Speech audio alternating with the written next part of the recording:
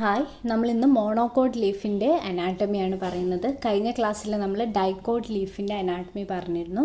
അതും ഈ മോണോകോട്ട് ലീഫ്സും തമ്മിൽ സ്ലൈറ്റ് ഡിഫറൻസ് മാത്രമാണുള്ളത്. ഒരു മോണോകോട്ട് ലീഫും ഡൈക്കോട്ട് ലീഫും തമ്മിലുള്ള ഏറ്റവും വലിയ വ്യത്യാസം എന്താണ്? ഡൈക്കോട്ട് ലീഫ് എന്ന് പറയുന്നത് ഫസ്റ്റ് വൺ, അതായത് ഡോർസി വെൻട്രൽ ലീവ്സ് ആയിരിക്കും. അതായത് അവരുടെ സ്റ്റെമ്മിന് ഹൊറിസോണ്ടലായിട്ടാണ് നിൽക്കുന്നത്. അങ്ങനെ ഹൊറിസോണ്ടലായിട്ട് നിൽക്കുമ്പം അവരുടെ ആ ഒരു അപ്പർ ലീഫിൻ്റെ അപ്പർ പോർഷനാണ് സൺലൈറ്റിന് എക്സ്പോഷർ കിട്ടുന്നത്. അതുകൊണ്ട് തന്നെ ലോവർ പോർഷനിൽ സൺലൈറ്റിന് എക്സ്പോഷർ കുറവാണ്.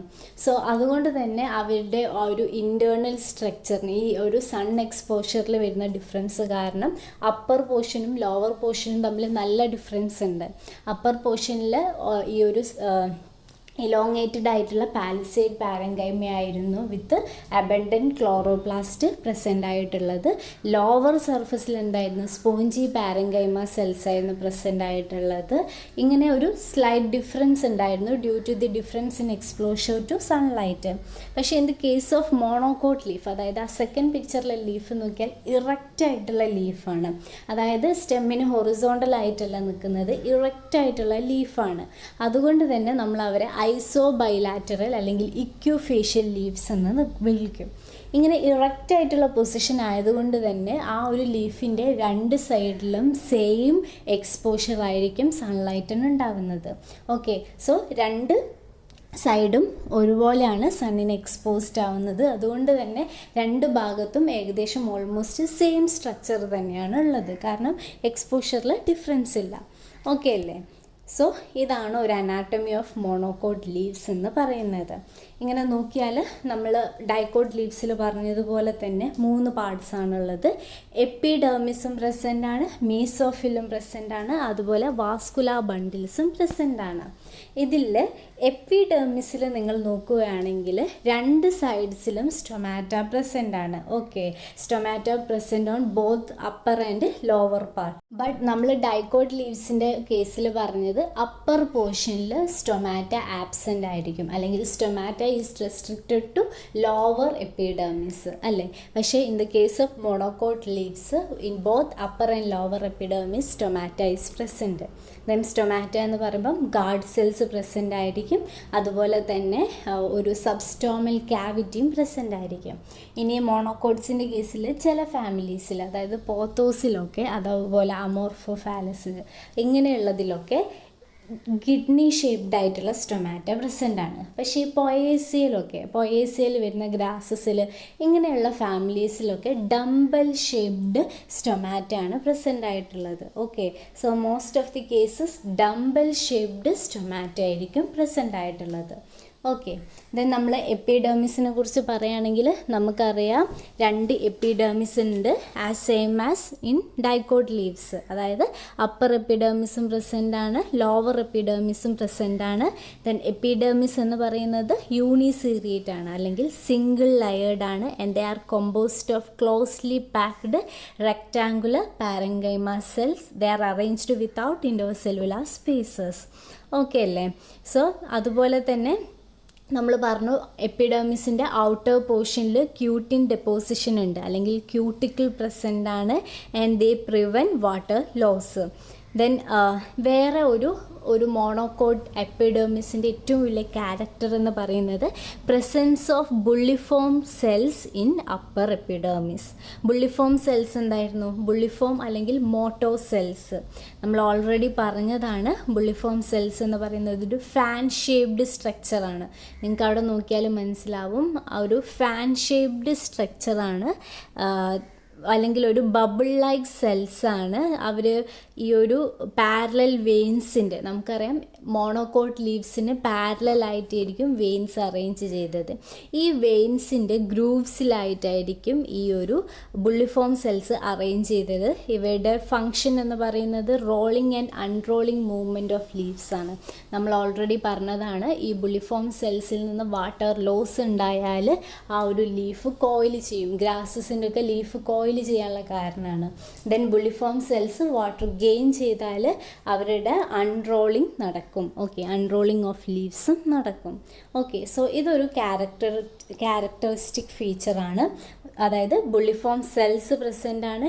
ദേ are located along the grooves between parallel veins and these brings about the rolling and unrolling movement of leaf lamina. Okay, ഇനി അടുത്തത് മീസോഫിൽ സെൽസ് ആണ്. സോ മീസോഫിൽ സെൽസിൻ്റെ കേസിൽ നിങ്ങൾക്ക് കാണാൻ പറ്റും, നമ്മൾ പറഞ്ഞു ഓൾറെഡി, അതായത് ഇക്യൂഫേഷ്യൽ ലീവ്സ് ആണ്, അല്ലെങ്കിൽ ബോത്ത് സൈഡിലും സെയിം എക്സ്പോഷറാണ് സൺലൈറ്റിനുള്ളത്. അതുകൊണ്ട് തന്നെ അവർ മീസോഫിൽ സെല്ല് ഡിഫറൻഷ്യേറ്റഡ് അല്ല, അതായത് അപ്പർ പോർഷനിൽ ഒരു സ്ട്രക്ചറും ലോവർ പോർഷനിൽ ഒരു സ്ട്രക്ചറും ഒന്നുമല്ല, അൺഡിഫറൻഷ്യേറ്റഡ് ആയിട്ടുള്ള മീസോഫിൽ സെൽസ്. അതായത് mesophyll cell is not differentiated into spongy parenchyma and palisade parenchyma. Same type of cells ആണുള്ളത്. And mesophyll cells are chlorenchymatous and photosynthetic parts in between upper and lower epidermis. Okay, so ഒരുപോലെയുള്ള സെൽസാണ്, എല്ലാം chlorophyll containing photosynthetic ആണ്. And the shape is isodiametric or angular shaped cells ആണ്. and they are arranged with minimum intercellular spaces. okay, they are loosely or compactly arranged with small intercellular spaces. നമ്മൾ മറ്റേതിൻ്റെ കേസിൽ എങ്ങനെയായിരുന്നു പറഞ്ഞത്, dicot ലീവ്സിൻ്റെ കേസിൽ palisade cells ആണെങ്കിൽ they are arranged without intercellular spaces, compactly arranged ആയിരുന്നു. and spongy parenchyma എന്ന് പറയുമ്പോൾ they are arranged with large intercellular spaces ആണ്. പക്ഷേ in case of monocot leaves only a same type of cells present and they are isodiametric or angular shaped and they are compactly or loosely arranged with small intercellular spaces. കുറച്ച് സെല്ലുകൾ തമ്മിൽ spaces ഉണ്ടാകത്തുള്ളൂ. Then അടുത്തതാണ് vascular bundles. Vascular bundles നിങ്ങൾക്ക് നോക്കിയാൽ തന്നെ മനസ്സിലാവും, they are conjoint. Conjoint എന്ന് പറയുന്നത് എന്താണ്, xylem and phloem are arranged side by side, അല്ലെങ്കിൽ സെയിം റേഡിയസിലായിട്ടാണ്. ദെൻ കൊളാറ്ററൽ ആണ്. And they are closed vascular bundles, അതായത് cambium is absent in between xylem and phloem. Then നമുക്കറിയാം ഡൈക്കോട്ട് ലീവ്സിൻ്റെ കേസിലും പറഞ്ഞു, അവയുടെ വെയിൻസിൽ ആയിട്ടായിരിക്കും വാസ്കുലാർ ബണ്ടിൽസ് അറേഞ്ച് ചെയ്തത്. ഡൈക്കോട്ടിൻ്റെ കേസിൽ മിഡ്രിബിൽ ഉണ്ടായിരുന്നു, പിന്നെ വെയിൻലെറ്റ്സിലായിട്ടും വാസ്കുലാർ ബണ്ടിൽസ് ഉണ്ടായിരുന്നു. ഇവിടെ നമുക്കറിയാം മോണോകോട്ട് ലീവ്സിന് പാരലലായിട്ടാണ് വീനേഷൻ വരുന്നത്. അതുകൊണ്ട് തന്നെ the leaf venation is parallel, these bundles R arranged in parallel rose.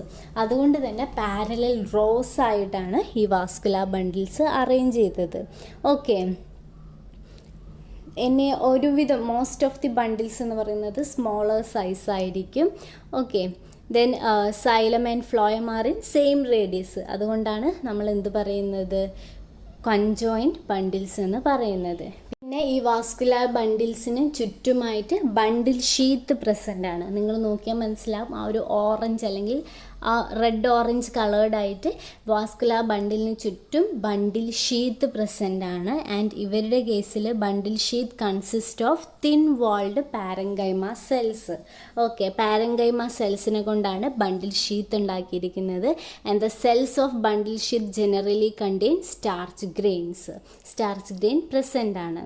Then ചിലപ്പോൾ ബണ്ടിൽ ഷീത്ത് എക്സ്റ്റൻഷൻസ് പ്രസൻ്റ് ആയിരിക്കും, അതായത് സ്ക്ലീറൻ കൈമാറ്റസ് ആയിട്ടുള്ള, നിങ്ങൾക്ക് അവിടെ കാണാൻ പറ്റും റോസ് കളറിലായിട്ടുള്ള ബണ്ടിൽ ഷീത്ത് എക്സ്റ്റൻഷൻസ് പ്രസൻ്റ് ആയിരിക്കും.